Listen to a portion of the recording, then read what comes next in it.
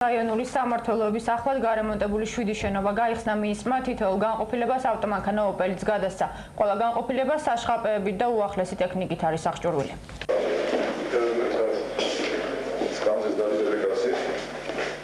ეს კაბინეტი შინაგან საქმეთა მინისტრს ყველაზე მეტად მოეწონა. ვანო მერაბიშვილი დღეს რაიონული პოლიციის განყოფილებების ახლად გარემონტებულ შენობებს ათვალიერებდა.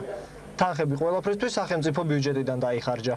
Detaliat es არ ვიცი ახლა ყველა ხარჯს დაგრიცხვა ჩვენ გაკეთებულია კონკრეტულად აქ რა დაждდა არ ვიცი, მაგრამ ფაქტია რომ ძალიან ცოტა დაждდა და ამის გაკეთება ადრეც შეიძლებოდა. პოლიციის იმ განყოფილებებს, რომელთა შენობებიც უკვე გარემონტებულია, შინაგან საქმეთა მინისტრმა ავტომანქანები გადასცა.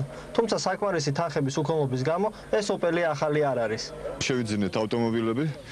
სამწუხაროდ ეს არ არის ახალი ავტომობილები, იმიტომ რომ ძალიან ძვირიღის, ამიტომ ჩვენ ბიუჯეტის გათვალისწინებული თანხებიდან შევიძინეთ ავტომობილები და ყველა განყოფილებას თუნდაც ვთქვით, ჯერჯერობით თითო ავტომობილს გადავცემთ. პატარა საჩუქარიც ყოველთვის რაღაც სიხარულს მოგგურის, ხო და ამიტომ ყველაფერი კარგია. მე თუმეტეს ტრანსპორტი მოგწეს, მე თუმეტეს ყველაფერი შიგნით ახლა არ ვიცი თქვენ ნახეთ თუ არა, ყველაფერი მაღალ დონეზე არის. შინაგან საქმეთა მინისტრის თქმით, მალე პოლიციის ნებისმიერ განყოფილებაში სამუშაოდ ყველა საჭირო პირობა იქნება შექმნილი. იქ სადაც ეს უკვე მოხდა, პოლიციელები ამბობენ, რომ ახალი ტექნიკა და მანქანა მუშაობას გაუადვილებთ.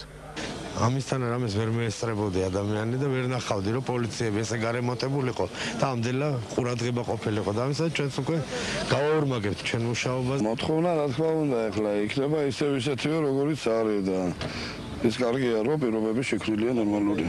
თბილისის მასშტაბით დღეს შინაგან საქმეთა 7 რაიონული სამმართველოს ახლად გარემონტებული შენობა გაიხსნა. ამდენიმეს გახსნა ხვალისთვისაც იგეგმება.